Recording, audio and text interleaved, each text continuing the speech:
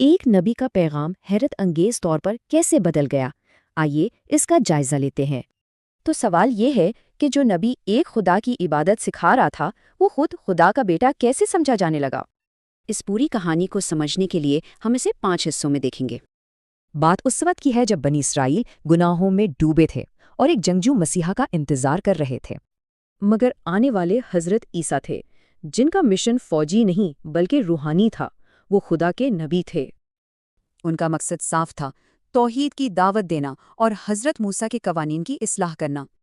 اپنی نبوت کے ثبوت میں اللہ نے حضرت عیسیٰ کو حیرت انگیز معجزات عطا کیے۔ یہ معجزے ان کے پیغام کی سچائی کا ثبوت تھے، لیکن یہی ان کے لیے طاقتور دشمنی کا سبب بھی بنے، کیونکہ ان کا پیغام مذہبی پیشواؤں اور رومی حکمرانوں کی طاقت کے لیے خطرہ بن گیا تھا۔ تو پھر پادریوں اور رومیوں نے مل کر حضرت عیسیٰ کے قتل کی سازش تیار کی۔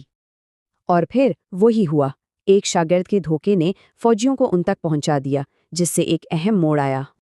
لیکن گرفتاری سے ٹھیک پہلے خدا نے حضرت عیسیٰ کو زندہ آسمان پر اٹھا لیا اور ان کی جگہ کسی اور کو کھڑا کر دیا۔ اس واقعے کے بعد حضرت عیسیٰ کے ماننے والے بٹ گئے اور ان کے انجام کو لے کر شدید الجھن پیدا ہو گئی۔ اسی دوران ساؤل نامی شخص نے، جو بعد میں پولس کہلایا، ایک بالکل نئی تشریح پیش کی۔ اور یہیں سے اصل پیغام پوری طرح بدل گیا۔ توحید کی جگہ الوہیت کے نظریے نے لے لی۔ اگلی 3 صدیوں کے دوران یہ نیا پیغام آہستہ آہستہ ایک منظم عقیدے کی شکل اختیار کر گیا۔ نکیا کی کاؤنسل میں حضرت عیسیٰ کو خدا کا بیٹا قرار دیا گیا اور باقی تمام کتب کو ختم کرنے کا حکم دے دیا گیا۔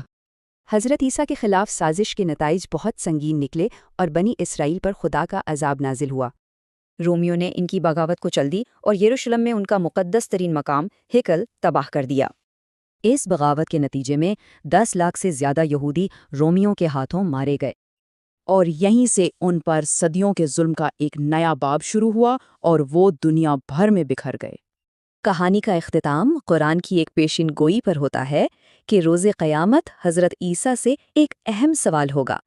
ان سے پوچھا جائے گا کہ کیا انہوں نے لوگوں کو اپنی عبادت کا حکم دیا تھا، اور ان کا جواب سب کچھ واضح کر دے گا۔